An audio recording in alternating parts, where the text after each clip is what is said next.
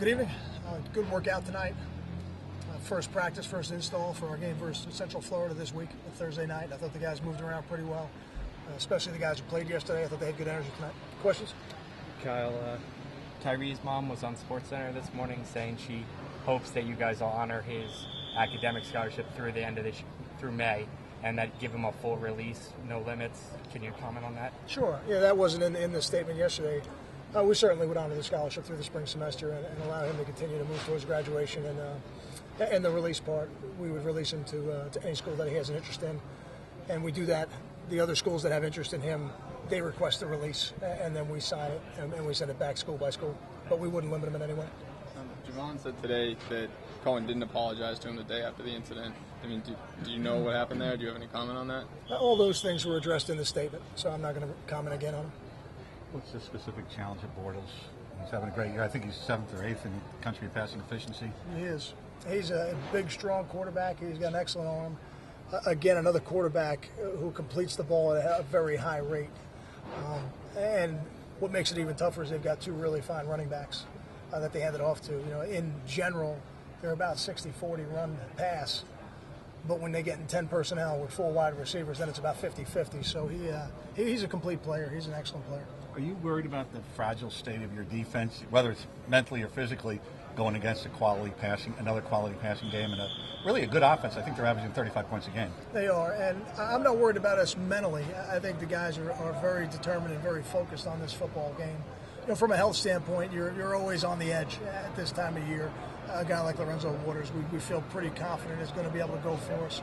Darius Hamilton was back tonight, so those are things that make us feel good right now. But when you get to this time of year, you're always 1 or 2 injuries away from being even younger than you are.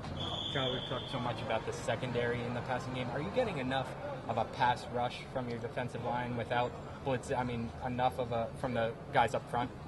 I think the teams we've played have done a really good job of getting the ball out quick. There were some plays, even yesterday, where we had a defensive lineman who was getting to the quarterback, and the quarterback did a good job of getting it out on time. And I've said that before. You know, teams who play us, they have a tendency to get the ball out quickly and trigger the ball pretty quickly. And I think now we have to adjust a little bit better than we have. With a week like this, with some injury problems, do you tone it down a little bit in practice? Is there a certain balance that may be a little different now as it was earlier in the year? Well, we have to install and practice all the things we generally do. What we take down a little bit is the hitting and the banging. And today we had the spider pads on. We didn't have the shoulder pads on like we normally would on a Tuesday. But in terms of the installs, everything we would normally install on a Tuesday is in right now. What did you see on film from Ruhan that made you want to elevate him to a starter at corner? I see a guy who's productive, and I learned that a long time ago when I worked for Joe Gardy at Hofstra, because he was the defensive coordinator for the Sack Exchange of the Jets in the late 80s, and he always said that. He said defensive football is about production. It's not always necessarily about the percentage grade on how many plays he got right or how many times he was perfectly in the perfect spot he was supposed to be in.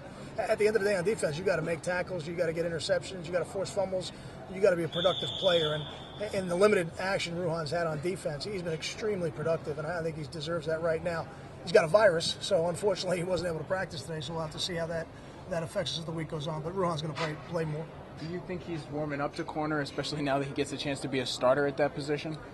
I think you have to ask Ruhan that tomorrow. I think he'll be back with us tomorrow. And I think Ruhan's an unselfish player. So which one he prefers I don't think is very important. He knows this is where he can really help the football team. I know that's important to him.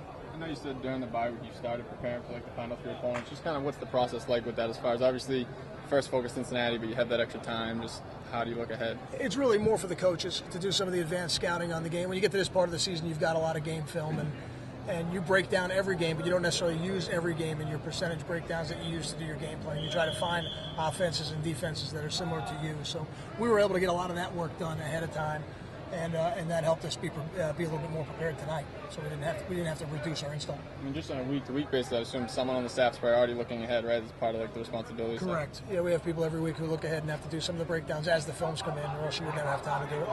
Now, as far as the pass defense, is it too late in the season, too short a time to maybe overhaul the scheme, or so you have to start mixing and matching personnel? Is that what you're trying to do to kind of plug this?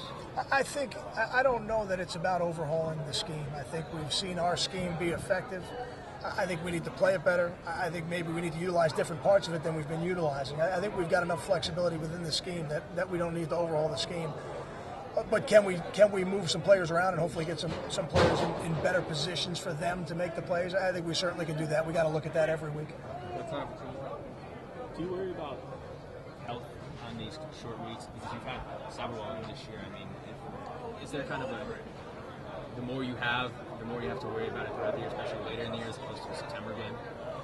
I don't know that there's a huge difference. I think this time of year, guys are all a little bit dinged up. I think that's just the reality of football. And when you play on these short weeks, it's our job as a coaching staff that we get our players to Thursday night feeling as good as they would feel on a Saturday afternoon.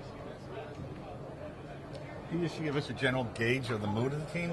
They're coming off a tough loss, obviously. Did it seem like they put that behind them, that they're ready to go, move forward? I think it's important when you have a game, or really any game, because even in games you win, there are going to be things that you didn't necessarily do correctly, that you own the mistakes you made in the game, that you own the positives that you did in the game, you make the corrections, or you study why you were able to have success, and then you got to take that game, you got to put it in the back and put it in the past, and you got to move forward and see how everything adapts to the new schemes. And I think our team was very determined, very focused in the meetings. They came out here and practiced with good energy, so it was a good start for us.